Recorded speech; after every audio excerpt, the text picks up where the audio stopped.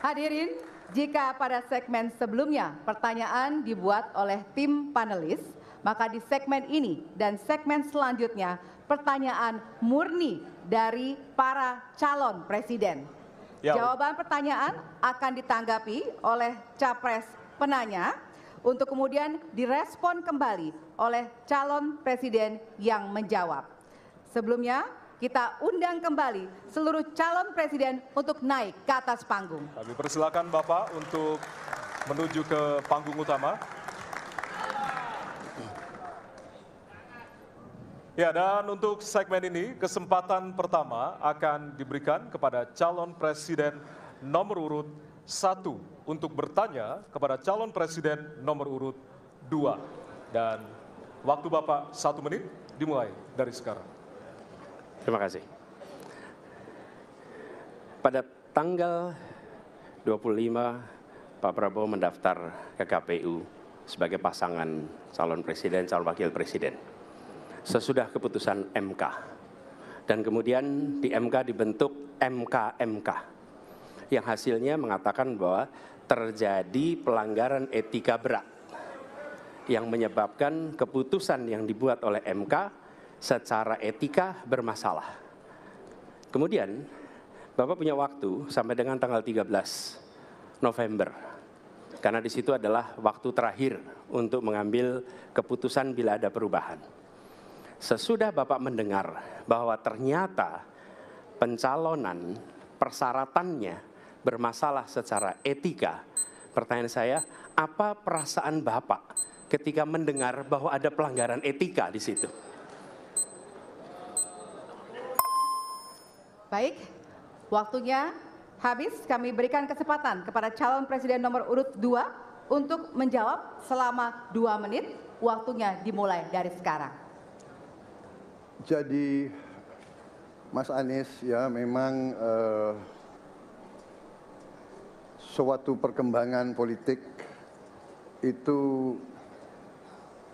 ada beberapa segi perspektif, ya. Jadi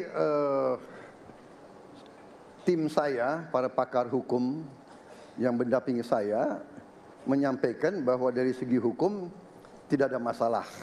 Masalah yang dianggap pelanggaran etika sudah diambil tindakan dan keputusan, ya, waktu itu oleh pihak yang diberi wewenang.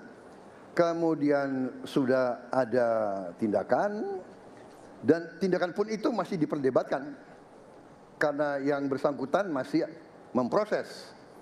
Tetapi intinya adalah bahwa keputusan itu final dan tidak dapat dirubah. Ya, saya laksanakan, ya. Dan kita ini bukan anak kecil, Mas Anies, ya. Anda juga paham, ya. Sudahlah, ya. Sekarang begini, intinya rakyat yang putuskan, rakyat yang menilai. Kalau rakyat tidak suka Prabowo dan Gibran, nggak usah pilih kami, saudara-saudara sekalian. Dan saya tidak takut tidak punya jabatan, Mas Anies. Sorry ya. Sorry ya.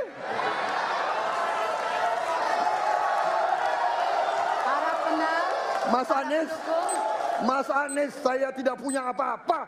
Saya sudah siap mati untuk negara ini. Baik.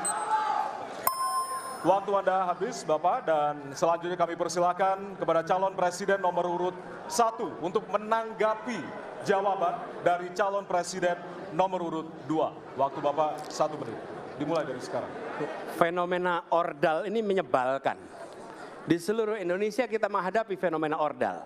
Mau ikut kesebelasan ada ordalnya. Mau masuk jadi guru ordal. Mau daftar sekolah ada ordal.